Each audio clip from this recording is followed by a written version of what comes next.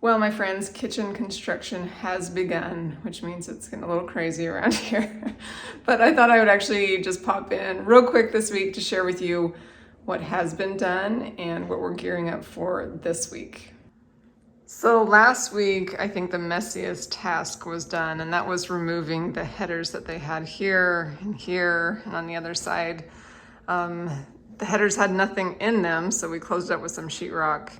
They were just a way to lower the cabinets and make everything more reachable, but it really kind of shrinks your kitchen. So it feels really nice having these opened up. And then if you missed my last update video, we do have the third window installed and we had to repair the ceiling. And so I debated for quite some time whether I wanted to do like tongue and groove ceiling or just smooth it out. And we ended up smoothing it out into a really smooth texture. It was very, very textured. There was a lot of cracks and seams, and it looks so much better now. But if you've ever done sheetrock work in your home, you know it's very, very messy. And I'm really glad we were able to kind of take out these headers and redo the ceiling, because what was happening was we were actually getting a lot of cracks and seams, and we were worried that the house was sagging a lot. What we found out when we took out these headers was it was actually the sheetrock. So in this 70s home, they installed on this main level like radiant heating in the ceiling. Number one, it is super expensive to run, as we have found out. We have other alternatives, so we just stopped running that entirely on this main level. It's the only option for upstairs, so we kept that. But what that radiant heating in the ceiling looked like was 2 layers of sheetrock with this like wire mesh in between. And those 2 layers of sheetrock were just really heavy. And that was what was actually sagging, causing these cracks and stuff in the roof or ceiling. And so where I was worried we'd always kind of have this little bowed ceiling in here or have a problem with the seams cracking, it's fixed now. We got help to reinforce the sheetrock with bigger screws. They were just up there with little nails, which is probably why they were sagging as well. So feeling good about the ceiling. That was messy work, caused dust everywhere, even though they taped it off. But I spent the weekend dusting and cleaning, so hopefully this week won't be so bad, even with some demo that we still need to do. But I think that was the worst part. So today, Kevin is actually making, speak of the devil. Kevin is actually making the baseboard and trim that we have custom made for the rest of the home. So we'll get these windows cased out, all the trim added up. I still need to get all of that wallpaper down, but walls are ready to be trimmed out and prepped for paint.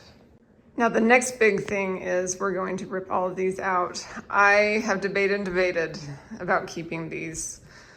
They're pretty, they're from the 70s, and the problem is they're just wearing out. And where it's just not that big of a run of cabinets, I thought, let's just do it. Let's get new ones in here so that they last a lot longer. We're going to add them all the way to this wall, so that gives me all that countertop space, do some open shelving here.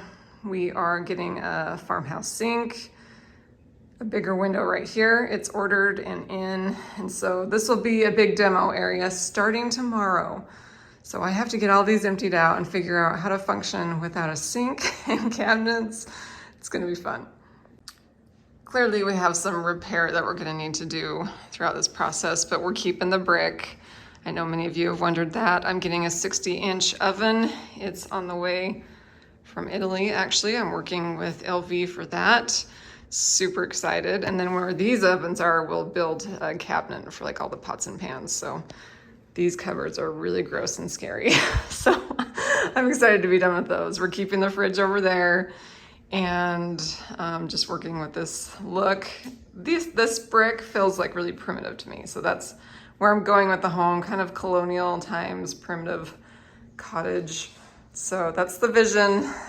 There will be a row of inset cabinets here. I can actually show you this like rough sketch that I've done to kind of help me figure out and help the cabinet maker figure out how we're gonna do this. But I'm really excited to just start fresh, make whatever we put here last hopefully for another couple decades. Now let's walk into the pantry. Let me show you what we have done. Not done yet, but Kevin built this little lower area, and I'm gonna put a skirt right there. I love those for a pantry. Right now it's got all our plates and stuff. We're gonna have to just make this work. The painters are bringing back the cabinet fronts to put up there. So these are the upper cabinets that were right here and here. And they were in good condition. So I said, let's use them. I think a fresh coat of paint, they'll look brand new. So I'm excited to get those installed and kind of stock this pantry area so that we can function a little better while the kitchen is not usable. Okay, have you guys seen these? I think it's life-changing. This is a garbage. It's a cute little basket. I'll link it for you in the description, but oh my goodness, I love it. When I discovered I could have like this cute garbage with a top like this that the dog can't get into, I decided to go ahead and not do the rollout garbage can in the design here so that I would get more drawer space, which I think I need, but I can just put garbage right there, then maybe one over there in the corner around the cabinet. But super excited about that find. Had to share it with you. If you have to do an exposed garbage in your home, this is a great option to make it cute. And it actually is really convenient to have a garbage not in a cupboard. You just throw stuff away right there. That's my beautiful marble top island that we made. I antiqued this piece and then we got a marble remnant and put it up there. Got my baker's rack right here. And then Kevin is in the process of making a piece over there. And then I'll do some open shelving right here. This hutch is too big for this spot. It's covering up some of the windows. So that's gonna go in the dining room behind me. And I finally found the most beautiful antique hutch that is more narrow that will fit right here. So excited to get the kitchen done, then we can move things around and really get settled. And yes, I had to add a little bit of pretty even while we're in construction. It's good for my brain.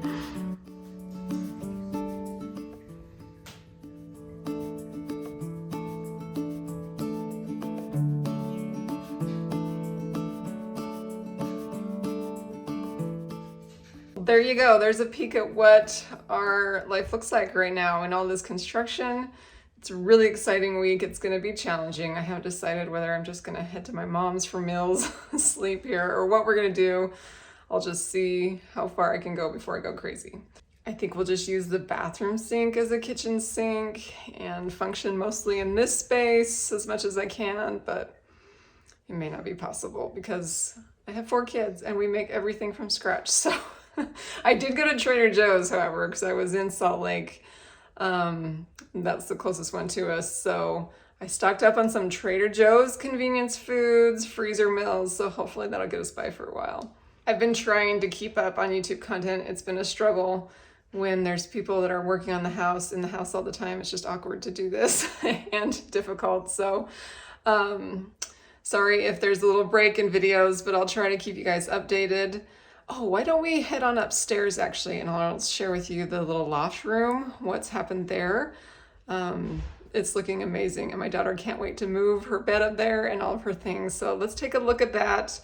And then I have a lot of decisions to make today. I've got to finalize the countertops, figure out all the details so that once the kitchen's like torn apart and ready to be put back together, it can happen quickly. So lots of decisions to make. It's a little overwhelming, but also really fun. Okay, painters just left. Let's head up. If I don't fall off these stairs while trying to film. And check out this space. Do you remember what it looked like before? Because it's pretty cool. Okay, so we did white tongue and groove with these end walls. This pretty blue that my daughter helped me pick out. I still need to find some end caps for here that are the right size. I couldn't find them, but you can see how we left that cool original old wood and then just painted the banisters and the posts. The flooring turned out really pretty. And the light in this space is so beautiful. We're gonna do some light fixtures here that just have the string pole that turn it on because it was really difficult to try to wire a light switch in these little spots. Here's a view from the other side. If you'll notice this little groove here, So we're running some rope lighting all the way down the room. And the light switch for that is actually right there as you come up the stairs. And this is the actual rope lighting hanging here. We didn't want to put it in before they painted because then they'd have to like tape it off. But that should look pretty cool to have that running down the whole room. There definitely was no room to put hanging light fixtures because you'd hit your head. So we figured out that solution. So my husband built in these little shelves over here so we could have some storage. We are still going to make like a wood countertop and place it on top of here so that she has like a little countertop shelf. I think it'll look cool. And then we'll have baskets here for clothes, stuff, whatever needs to be stored up here. But that's how it's looking. Remember the before, the space has come a long way. Something that was like completely unusable is now probably the funnest space in the house. So we'll see what we do with it. My daughter is planning to scrub these floors and then move her bed up as soon as possible. And I'll admit, it would be pretty amazing to wake up to the sunshine right there and that view. So really fun space. Okay, we made some progress even today as I was filming. Doors are hung. Looks pretty amazing. They painted up really nice. Kevin kind of trimmed it out with this kind of fake inset cabinet look, but it works. So I'm really glad that we were able to use what we had for this. I think it turned out good. Oh, and I wanted to make sure you saw this fun little detail. So behind here is this plate rack that extends the whole way. Just playing with it with one of my favorite platters. But this piece was on the top of these cabinets when they were in here. So I really wanted to save that. I thought that was fun to have a plate rack, and now it can kind of be behind all the flour and baking supplies that I'll eventually put up here. But I thought I'd share that little detail with you. This is turning out to be an eventful day. Our farmhouse sink showed up. It is gorgeous. This is limestone. So it's a big basin with a lower divide right there, so you can still rinse bigger pans. Really excited about it. It's just beautiful. Oh boy. I thought I'd wrap up this video by sharing a look at the newest recipe over on my blog, my family's absolute favorite bread recipe, and it's my honey whole grain bread. It's so simple. It turns out so delicious and fluffy, and because I'm using freshly milled whole grains, it's the most nutritious bread you can possibly get. On my blog post, I actually talk a lot about this, that there is science that shows that when grains are milled, it only takes a few days for 60 to 90% of the nutrients to oxidize and is no longer in your bread products. So the fresher you can mill your grains before actually baking your bread, the better. And like I mentioned, you can find this printable recipe over at TIDBITSandCompany.com. I love to make my own bread because you really can control the ingredients in it. And I like to choose just the best of the best.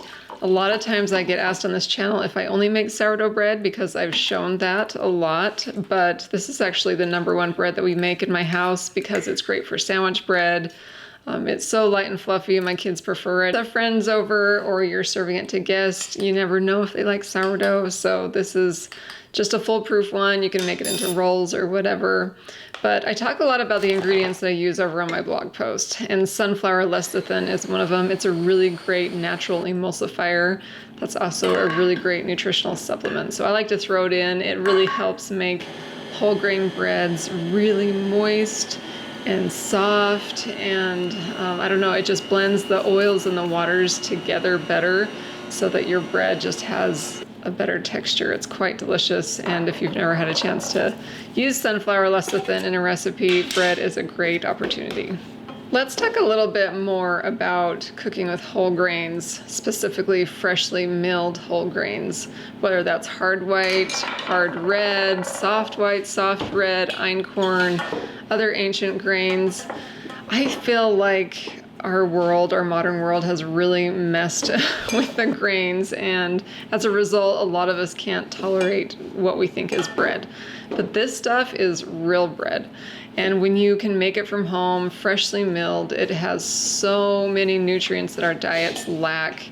It is so amazing for our bodies. And there's just nothing more delicious than homemade bread. I think we all know that. Fresh from the oven, it is so wonderful.